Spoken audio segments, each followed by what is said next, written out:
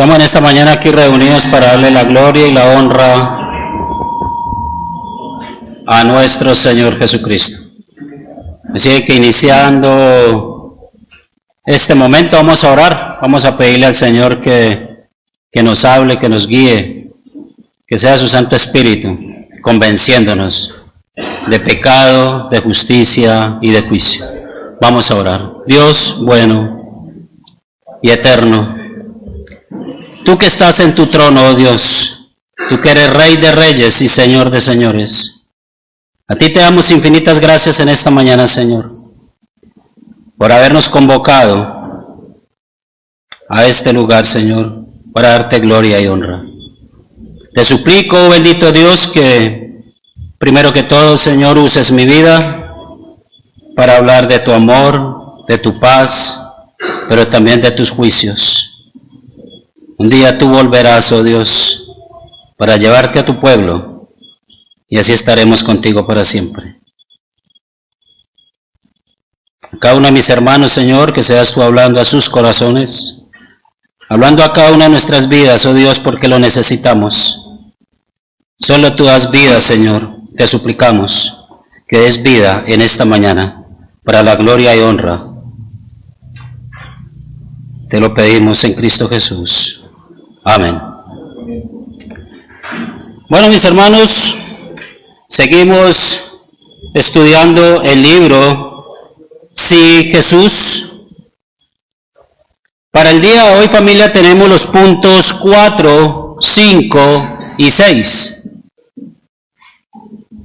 Hace 8 días, la clase anterior, nuestro hermano Gonzalo nos habló del punto 1, 2 y 3, en donde unos aparte de lo que él nos enseñó fue en Gálatas capítulo 5, que nos enseñaba en el versículo 1 que estemos firmes en la libertad con que Cristo nos hizo libres. La pregunta es para cada uno de nosotros, ¿no? ¿Libres de qué? De pecado. Libres de una condenación, libres de la ira que Dios un día va a venir a derramar sobre la tierra. El punto 4 dice que caemos de la gracia si nos desligamos de Cristo, porque Él es la gracia. Es decir, si estamos sin Él, caemos de esta gracia. El versículo 7 habla, ahí en Gálatas 5, que muchos corrían bien. Y viene entonces una pregunta: ¿quién les estorbó para no obedecer a la verdad? Mire que son preguntas que van directamente a nuestras conciencias, a nuestras vidas. ¿Quién les estorbó? Espero que ninguno de los que vemos aquí en este momento estemos viviendo una situación como esta. ¿Quién nos está estorbando para alejarnos de la gracia de Dios? Ahora entremos en los puntos que tenemos para el día de hoy. Vamos, mis hermanos, a mirar ahí en Romanos, capítulo 6, versículo 1 y 2. Antes de esto, en el punto 4 aparece una pregunta diciendo lo siguiente: ¿no existe el peligro de que la doctrina de la preservación sea tomada como licencia para pecar? Y ahí vienen los dos versículos que vamos a leer a continuación. Romanos capítulo 6, versículo 1 y 2, que dice así la palabra del Señor. ¿Qué pues diremos? ¿Perseveraremos en el pecado para que la gracia abunde? Versículo 2. En ninguna manera, porque los que hemos muerto al pecado, ¿cómo viviremos aún en él? Es fuerte lo que Pablo escribe a la iglesia de Roma. Miremos, mis hermanos, ahí mismo unos versículos anteriores para que miremos de qué es que se está tratando el tema. Dice el capítulo 5, el versículo 19 al 21, dice así: porque así como por la desobediencia de un hombre los muchos fueron constituidos pecadores, por la desobediencia de uno, es decir, de Adán, no muchos fueron constituidos pecadores, sino toda la humanidad fue constituida pecadora. Así también por la obediencia de uno, ¿cuál es ese uno? Cristo. Los muchos, ahora sí, muchos. Ahora sí no cabe decir todos, sino los muchos serán constituidos justos. Ahí ya nos aclara ya un poco más el tema. El versículo 20 dice: pero la ley se introdujo para que el pecado abundase. Mas cuando el pecado abundó, sobreabundó la gracia, para que así como el pecado reinó para muerte, así también la gracia reine por la justicia para vida eterna mediante Jesucristo nuestro Señor. Por un solo hombre entró el pecado. Todos fuimos constituidos pecadores. Pero gracias al Señor, porque por la obra que Cristo hizo en la cruz del Calvario, los muchos hemos sido constituidos justos. Es decir, que la ley se introdujo para hacernos ¿ver qué? Que el pecado abundaba en nuestras vidas. Vidas como desviadas, descarriadas, completamente alejados de los mandatos de Dios, idos de la ley de Dios. Pero vemos la misericordia del Señor, ¿cierto? Misericordia que ninguno merecíamos, nos alcanzó, y en medio de esto Él hizo sobreabundar su gracia. La gracia, lo concedido por Dios, no merecido para nadie, pero Él nos lo dio.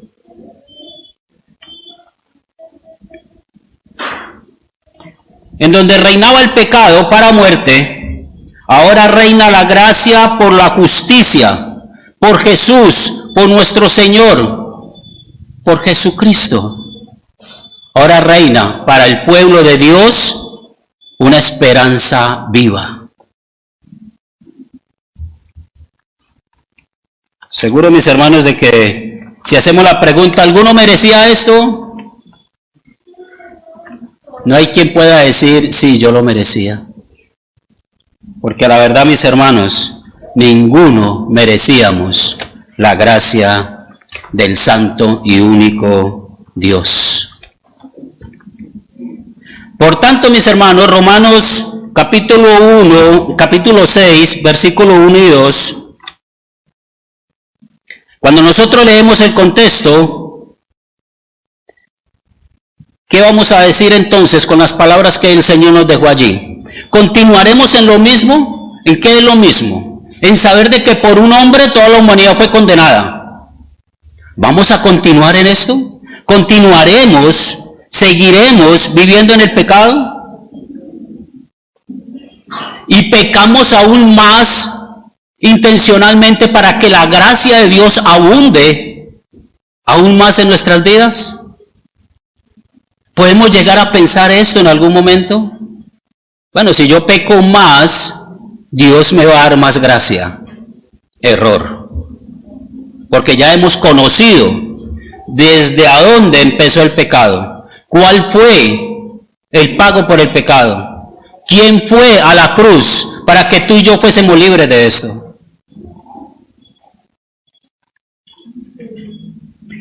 Ya somos libres, ya conocemos el pecado, la gracia, la misericordia, el amor de Dios. Entonces, ¿seguiremos en lo mismo? Refiriéndonos al capítulo 6, versículo 1. ¿Perseveraremos en el pecado para que la gracia abunde? ¿Dónde está la respuesta? En el versículo 2, ¿verdad? En ninguna manera, dice el texto. De ningún modo. Ahora debemos de luchar contra el pecado porque ya Cristo lo venció en la cruz, dándonos vida. Ya tú y yo somos más que vencedores en Cristo Jesús. Ahora estamos, es para que nosotros luchemos, para que demos la buena batalla en el Evangelio, reconociendo siempre que Él fue el que lo hizo todo en el madero. Ahora tú y yo tenemos misiones para hacer. Luchar fuertemente. Como dice la Escritura, es que muchas cosas pasan en nuestras vidas porque no hemos luchado hasta la muerte. No hemos luchado hasta derramar sangre. No hemos luchado hasta derramar lágrimas. Y en muchas ocasiones nos dejamos vencer. Nos dejamos llevar. Pero no olvidamos esto, de que Él lo hizo todo. Y que cuando nosotros deslizamos, Cristo mismo viene, nos convence para que le miremos a Él, para que vamos a Él en arrepentimiento y fe, convencidos de lo que Él hizo por nosotros. Los nacidos de nuevo no tenemos licencia para pecar. Tomamos esta doctrina como motivo para purificarnos. Cuando empezamos a conocer las doctrinas, la palabra de Dios, lo que nosotros debemos de decir es: todo lo que el Señor hizo es para mí. Y así debo yo de buscar y anhelar las cosas de arriba. Primera carta a Juan, capítulo 3.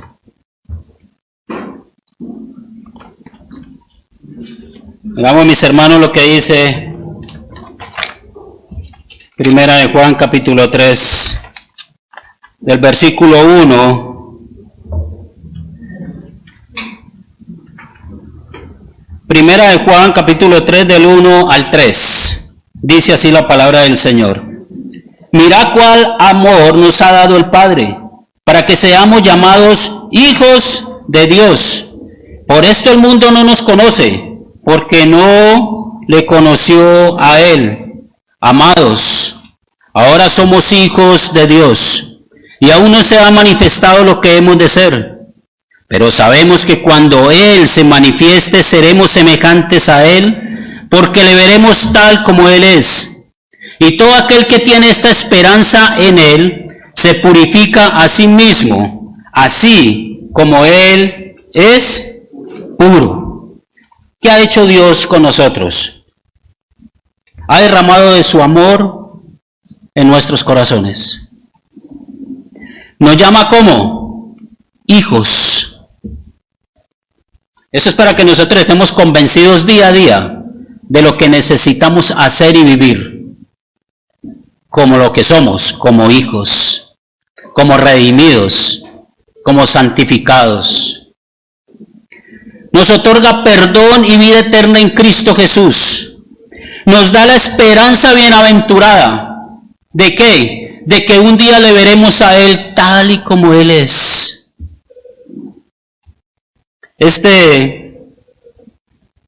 Estos versículos que acabamos de leer nos están hablando de la segunda venida de nuestro Señor.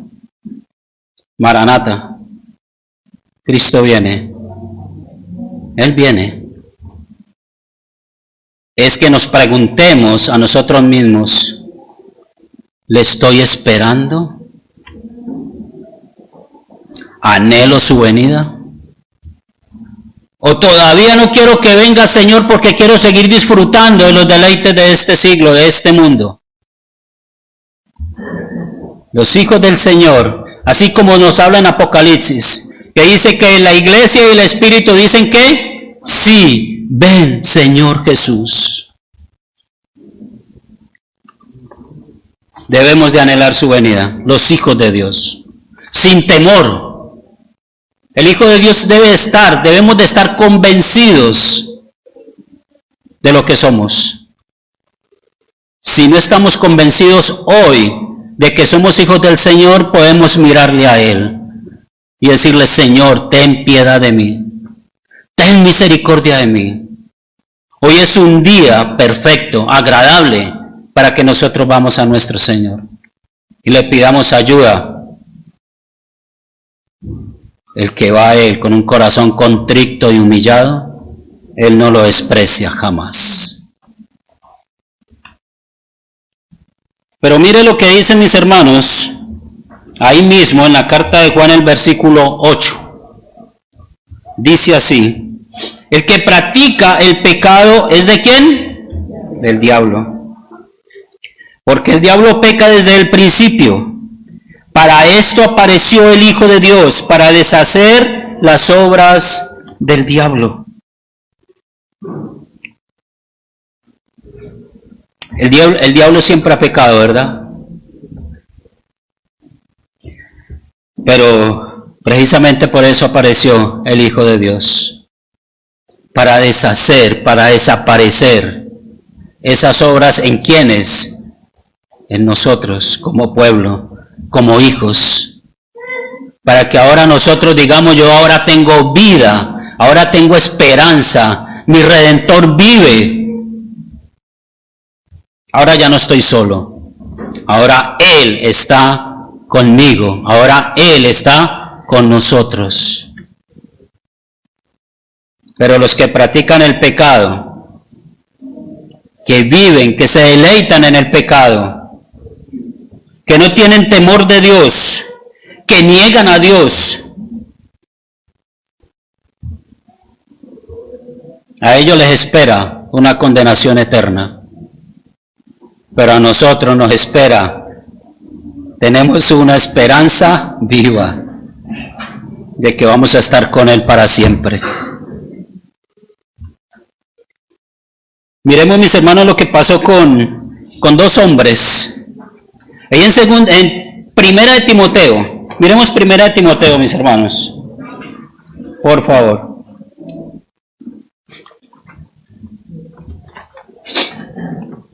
Primera de Timoteo, capítulo 1, versículo 18 al 20, dice así las Escrituras. Eso por lo que acabamos de mencionar, dice la palabra del Señor. Este mandamiento, hijo Timoteo, te encargo, para que conforme a las Primera de Timoteo, mis hermanos, capítulo 1, versículos 18 al 20, dice: este mandamiento, hijo Timoteo, te encargo, para que conforme a las profecías que se hicieron antes en cuanto a ti, milites por ellas la buena milicia, manteniendo ¿qué? La fe y buena conciencia, desechando la cual naufragaron en cuanto a la fe algunos. Aquí Pablo va a nombrar algunos, a dos, en el versículo 20, de los cuales son Himeneo y Alejandro, a quienes entregué a Satanás, ¿para qué? Para que aprendan a no blasfemar.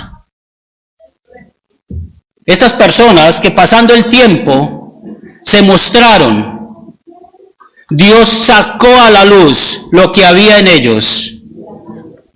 Ellos sabían seguramente lo que nosotros vemos, habían compartido, habían visto. Pero llegó un momento en donde ¿qué? Blasfemaron el nombre del Señor. Mostraron impiedad e injusticia, saliendo del camino. ¿De cuál camino? El camino de Cristo. Se salieron. Yo ya no quiero pertenecer a este camino. Yo ya no quiero alabar a este Dios. Y decidieron hacerse a un lado. Y Pablo le está escribiendo a Timoteo: ten cuidado, mira lo que pasó. Debes de militar de esta forma. Debes de caminar así. Para que él también enseñara a otros cómo debían de caminar. ¿Sabe qué es lo hermoso? Que Dios conoce a los que son suyos. Porque sus ovejas oyen su voz y le siguen. Tú y yo somos ovejas. Oímos la voz de Dios y vamos detrás de Él. Estando seguros de que cuando tú y yo partamos de este lugar, vamos a estar con Él en gloria. Vamos a estar con Él y lo vamos a ver. Esa esperanza no la tiene el que no es hijo. Esto es para los hijos del Creador. Ellos, nosotros, tenemos esta esperanza. El punto, ahí termina el punto número 4, mis hermanos. Vamos con el punto número 5. Muchos textos advierten a los creyentes de los peligros de recaer. Ahí acabamos de leer alguno, ¿no? Pero hay peligro de recaer. El Hijo de Dios está guardado. Pero mis hermanos, son advertencias que hemos venido tratando en las enseñanzas, advertencias, amenazas que Dios puede hacer realidad. Y lo estaba mostrando con Himineo y Alejandro. Dice Mateo, capítulo 24. Miremos Mateo 24, mis hermanos, que dice así la palabra del Señor. El versículo 13. Texto muy conocido por los lectores de la palabra del Señor. Dice así, 24:13, mas el que persevere hasta el fin, este será salvo. Bueno, ¿depende de nosotros o del Señor? Del Señor absolutamente. Estas palabras que vemos aquí, si nosotros nos vamos al versículo 3, nos damos cuenta del por qué. Es como si fuese una respuesta del Señor a los discípulos. ¿Qué pasó en el versículo 3? Dice, y estando Él, ¿quién es Él? Cristo. Estando Él sentado en el monte de los olivos, los discípulos se le acercaron aparte, diciendo, dinos, ¿cuándo serán estas cosas y qué señal habrá de tu venida y del fin del siglo? Mira lo que le preguntaban los discípulos al maestro. Y el maestro empieza a darles una lista, ¿no?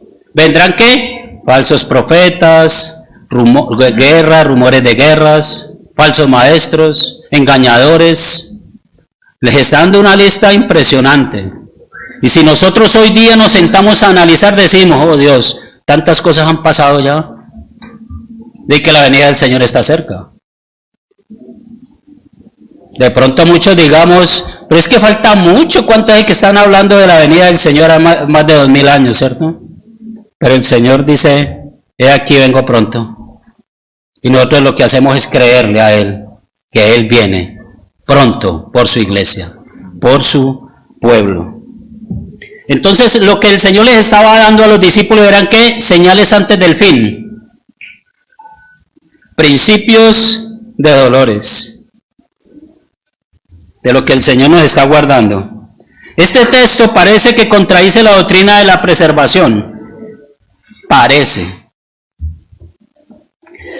Pero podemos observar que no hay nada en tales textos que desmienta que la perseverancia es un don de Dios.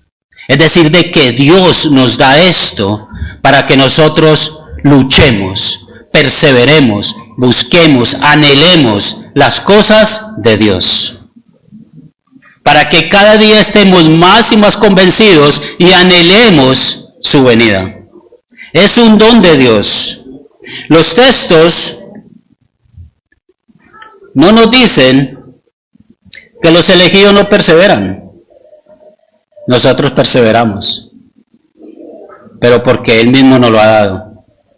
Él nos ha dado este don. Así como el don del arrepentimiento. No es que yo me arrepentí. No, espera. Dios nos lo dio. Yo busqué de Dios. Dios nos buscó a nosotros. Entonces las cosas empiezan como a coger un rumbo. Ah, sí Señor, no soy yo. Así como dijo Pablo, ¿no? He trabajado más que todo, ¿no, Gonza? Pero no yo. La gracia de Dios en mí. La gracia que Cristo me ha dado. Es que llevaba a Pablo cada día a que luchara, a que predicara, a que fuese azotado y que en medio de esto aún sintiera gozo. En los momentos difíciles. Mira lo que Pablo le dijo a Timoteo en segunda carta a Timoteo 2:15. Segunda carta a Timoteo 2:15.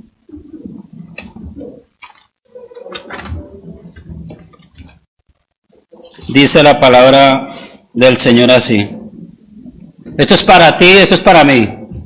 Ojo con esta letra, mis hermanos. Dice así: procura con diligencia presentarte a Dios como aprobado, como obrero que no tiene de qué avergonzarse, que usa bien la palabra de verdad.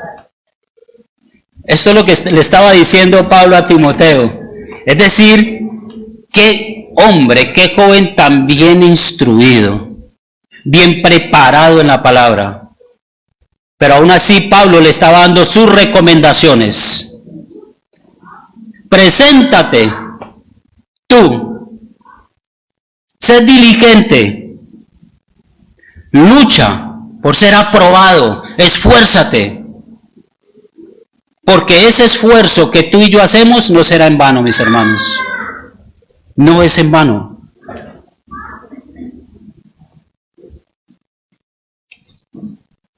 Ahí mismo, en el versículo 20 dice, mire lo que dice: pero en una casa grande no solamente hay utensilios de oro y de plata, sino también de madera y de barro. Y unos son para usos honrosos y otros para usos viles. Lo que pasa es que tú y yo no sabemos quiénes son, ¿cierto? Porque todos estamos aquí, pero cada uno debe saber quién es hijo de Dios. Así como nos lo enseña Romanos, de que el Espíritu mismo da testimonio a mi espíritu de que soy ¿qué? Hijo de Dios. Que soy hijo de Dios. Pero en una casa, dice, aquí le está diciendo Pablo a Timoteo, hay vasos de honra, pero también hay vasos de usos viles. Pero ¿a quién podemos rogar para que nos ayude? A Cristo. ¿Cómo estamos caminando? ¿Qué estamos haciendo? ¿Hacia dónde estamos mirando? ¿Qué es lo que estamos apuntando? Puede ser duro cuando uno conversa con un creyente y dice, ay, no me hable de la muerte, que yo no quiero saber nada de la muerte, ¿cierto? Y uno dice, bueno, respetable, sí, pero bíblico, no. No hemos de temer a la muerte. Lo mejor que puede pasar es eso en nuestras vidas, porque estaremos con Él para siempre. El punto número 6, mis hermanos, nos habla ahí en Primera de Corintios, primera carta a los Corintios, capítulo 9, versículo 27. Vamos llegando al final. Leamos del 26. Primera de Corintios 9, 26, 27 dice la escritura así: así que yo de esta manera corro, no como a la aventura, de esta manera peleo, no como quien golpea al aire, sino que golpeo mi cuerpo y lo pongo en servidumbre, no sea que habiendo sido heraldo para otros, yo mismo venga a ser eliminado. Ahí hay algo para hablar y es, este texto puede expresar la preocupación de Pablo sobre la posibilidad de perder la salvación. De pronto algunos lo puedan tomar de esa manera, porque dice, no sea que yo mismo venga a ser eliminado. Pero tengamos en cuenta, mis hermanos, que Pablo era un mensajero, un apóstol, un predicador. Y dice, yo mismo siendo heraldo. Recordamos que es un heraldo, ¿no? Un mensajero de parte de ¿quién? Del rey. Ese mensajero podía llevar un mensaje de paz, pero también de guerra, de vida o de muerte. Eso era un mensajero. Él se considera un heraldo de Dios. Y lo que está diciendo es, no sea que yo mismo sea eliminado. ¿Eliminado de qué? ¿De ser salvo o de ser un heraldo? Es decir, el texto seguramente no lo explica bien a la perfección. Pero lo que nos dice aquí el autor del libro, Sí Jesús, dice esto, son palabras del autor. ¿Cómo se relaciona esto con la preservación? Observemos que nada de lo que dice en el texto va relacionado con la salvación de Pablo. El término eliminado no especifica si la eliminación se refiere a la salvación misma o a su ministerio. Visto que el texto no es claro, no sirve como prueba en contra de la preservación. Pero dice el autor lo siguiente: supongamos, sin embargo, que la palabra eliminado signifique la pérdida de la salvación. Está haciendo una suposición. Entonces dice, esto todavía no constituiría una negación de la preservación. Y ojo con lo que dice acá.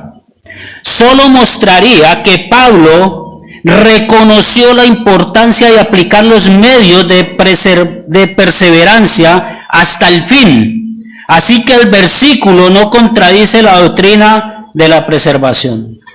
Son textos que pueden ser fuertes y que seguramente podemos necesitar más tiempo y personas más doctas en ella para que nos enseñe más a profundidad sobre textos como estos. Pero recordemos de que Pablo habla es de heraldo, del mensajero, no de que es salvo y que es posible que pierda la salvación. ¿Un hijo de Dios puede perder la salvación? San Juan 17, 12. Dice así la palabra del Señor. El Evangelio de Juan, capítulo 17, versículo 12, dice, y terminamos aquí, mis hermanos. Cuando estaba con ellos en el mundo, yo los guardaba en tu nombre. A los que me diste, yo los guardé.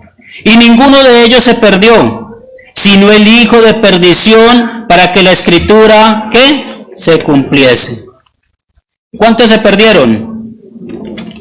Dice la escritura que los que el Padre le dio, ninguno se perdió. La perseverancia de Dios en los santos es segura, es de Él, es un don que Él nos concede, es Él el que nos guarda, es Él el que envió a su Hijo a la cruz para pagar por nuestros pecados.